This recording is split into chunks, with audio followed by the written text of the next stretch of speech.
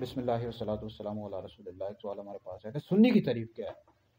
دیکھیں، سنی کی تعریف یہ ہے کہ جو نبی کریم علیہ السلام کے صحابہ اور اہل بیت کے بتائے ہوئے رستے کو اختیار کرے، اسے سنی کہتے ہیں۔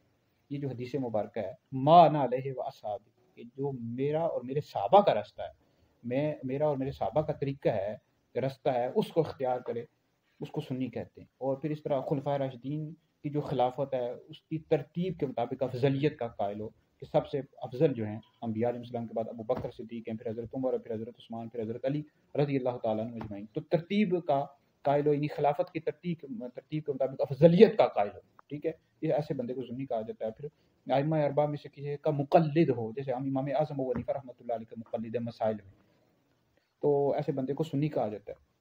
اور پھر اسی طرح نبی کریم علیہ السلام کے اہل بیت سے عشق اور محبت کرتا ہو، اور اولیاء کسی بھی اللہ تعالیٰ کے ولی کے ساتھ دشمنی نہ رکھتا ہو، بغض نہ رکھتا ہو، اور جو گستاخان رسول ہیں، نبی کریم علیہ السلام کی برگاہ کے بے ادب ہیں، یہ گستاخ فرقے، اور اس طرح صحابہ کی گستاخ ہیں اور اہل بیت کی گستاخ ہیں، ان سے نفرت کرتا ہو، بیزاری اختیار کی ہو، تو ایسے بندے کو سنی کہا جاتا ہے۔ تو یہ سنی کی تعریف ہے جو ہمارے علماء نے کی ہے۔